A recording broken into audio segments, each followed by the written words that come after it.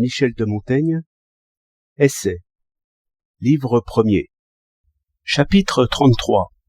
Le hasard va souvent de pair avec la raison.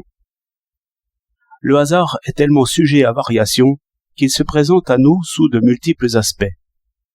Y a-t-il justice plus expéditive que celle-ci? Le duc de Valentinois, ayant résolu d'empoisonner Adrien, cardinal de Cornette, chez qui le pape Alexandre VI, son père et lui allaient souper au Vatican, lui fit porter auparavant une bouteille de vin empoisonné, et ordonna au sommelier qu'il la garde bien soigneusement. Le pape étant arrivé avant son fils, et ayant demandé à boire, le sommelier, qui pensait que ce vin ne lui avait été recommandé que pour sa qualité, en servit au pape, et le duc lui-même, arrivant au moment de la collation, et persuadé qu'on n'avait pas touché à sa bouteille, en but à son tour, de sorte que le père en mourut brutalement, et que le fils, malade, après avoir longtemps souffert, connut un autre sort, bien pire encore. Il semble parfois que le hasard se joue de nous à point nommé.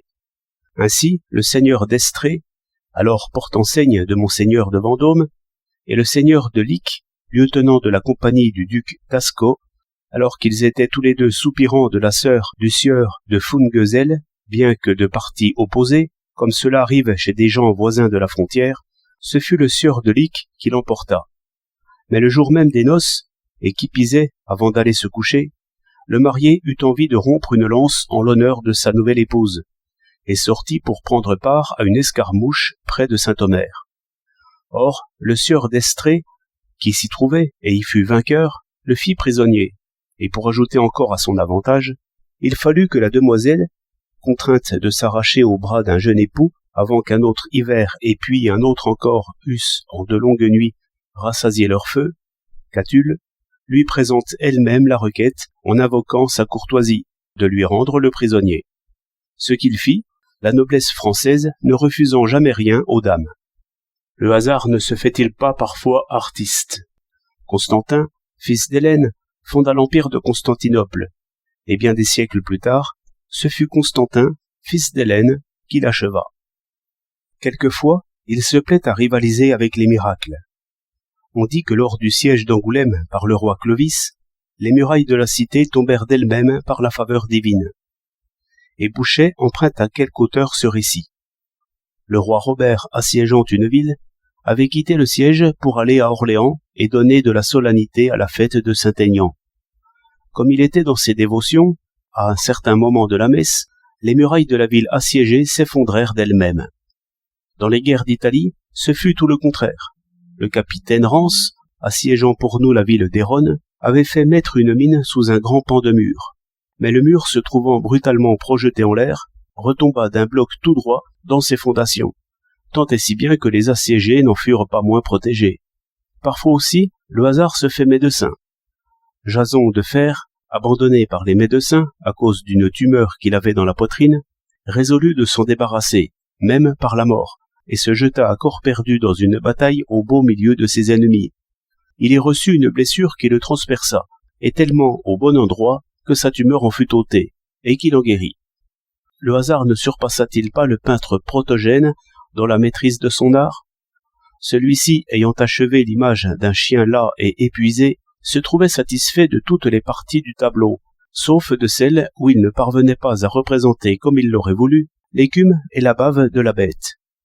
Fort dépité à cause de cela, il prit son éponge, et comme elle était imbibée de toutes sortes de teintes, il la jeta sur le tableau pour tout effacer. Et voilà que par un hasard extraordinaire, l'éponge frappa le tableau exactement à l'endroit de la bouche du chien, et y porta la touche finale, ce à quoi l'art n'avait pas pu parvenir. Le hasard ne dirige-t-il pas aussi parfois nos projets pour les corriger?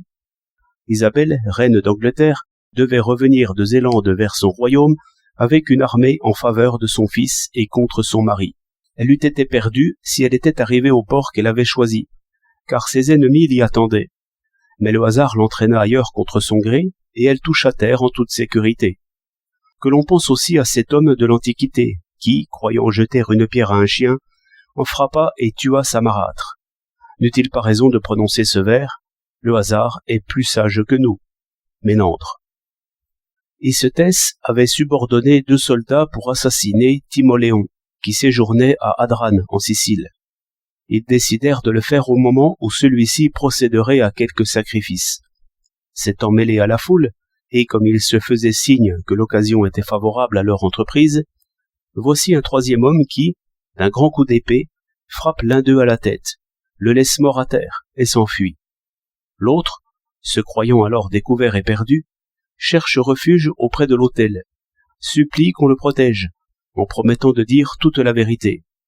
Et comme il faisait le récit de la conjuration, voici qu'on se saisit du troisième homme, et que le peuple le pousse et le malmène, comme meurtrier, à travers la cohue, pour le conduire à Timoléon et les membres les plus importants de l'assemblée. Arrivé là, il demande grâce, et dit qu'il n'a fait que justice en tuant l'assassin de son père.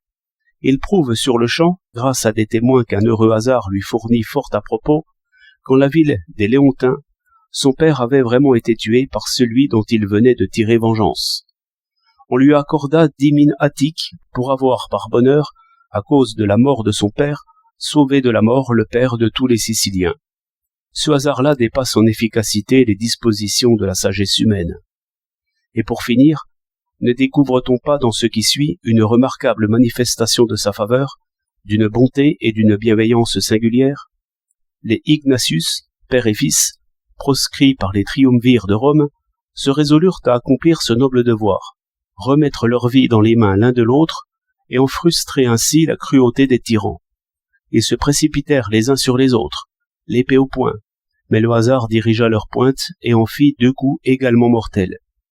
Mais il fit aussi que, en l'honneur d'une si belle amitié, ils eussent encore tout juste la force de retirer des plaies de leurs bras ensanglantés, pour s'éteindre en cet état, et si fortement que les bourreaux durent couper ensemble leurs 2 têtes, laissant leur corps unis par ce noble nœud, leurs plaies jointes aspirant avec amour l'une de l'autre leur sang et leur reste de vie.